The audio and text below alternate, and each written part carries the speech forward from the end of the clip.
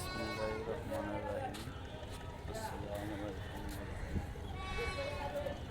রামাজানি কার্যালয় গাইবান্ধা সদর গাইবান্ধা সেবা উদ্যোগে ইতিমধ্যে আমাদের কামারজানি ব্রহ্মপুত্র নদীর ঘাটে সরকারি সেবা চক্ষু কেন্দ্র এসেছে। যারা যারা চক্ষু কেন্দ্রে রোগী দেখাতে ইচ্ছুক, আমি ইউটিউব আর ফেসবুক টিকটক মোহাম্মদ আল আমিন ভাই সবাইকে আসসালামু আলাইকুম বিশেষভাবে যে জানানো হচ্ছে যে আপনারা যারা চক্ষু রোগী দেখাতে চান, ইতিমধ্যে আমাদের কামারজানি ব্রহ্মপুত্র নদীর ঘাটে বিশেষ বড় একটি কাক এসেছে। এখানে সেবা মূলক এসেছেন যারা গাইবান্ধা সোসাইটি, যারা সেবা দিতে ইচ্ছুক তারা অবশ্যই আসবেন। ইতিমধ্যে ডাক্তাররা পরিবেশন করছে আমাদের গাইবান্ধা সদর গাইবান্ধা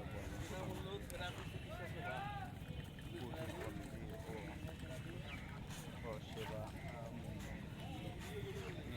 গাড়ির সামনে রয়েছে, দেখতে পাচ্ছেন। যারা যারা রোগীদের সেবা নিতে ইচ্ছুক তারা অবশ্যই আসবেন।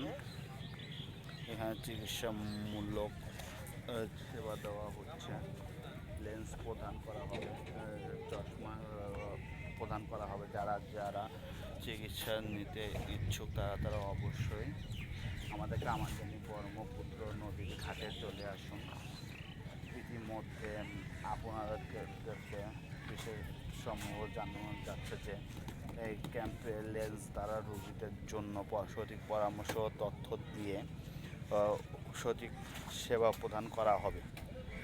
যারা যারা চোখের অন্যান্য কান ব্যথা ইত্যাদি, মেরুদণ্ড, হাঁটু ব্যথা ও বাত ব্যথা রয়েছে, মাঝামাঝি যে বিভিন্ন রোগের চিকিৎসা প্রদান করা হচ্ছে।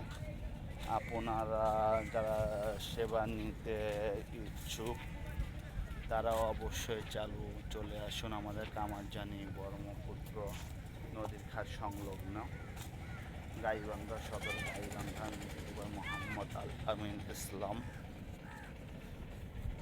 আমি বর্তমান রয়েছি ক্যাম্পের সামনে। যারা যারা সেবা নিতে ইচ্ছুক তারা অবশ্যই আসুন। মানুষের জন্য মানুষ সেবা নিতে আমরা গণপ্রজাতন্ত্রী বাংলাদেশ সরকার দ্বারা নিয়োজিত।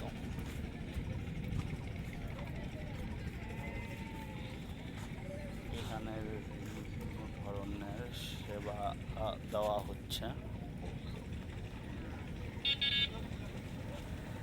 সেবা নিতে ইচ্ছুক তারা অবশ্যই গাড়ির মধ্যে চলে আসুন। আসসালামু আলাইকুম।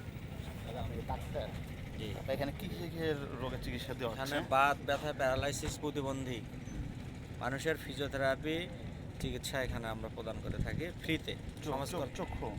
চোখ পরীক্ষা করি, কান পরীক্ষা করি, কানে কতটুকু শোনে, চোখে কতটুকু দেখে, জাস্ট এই আর কি।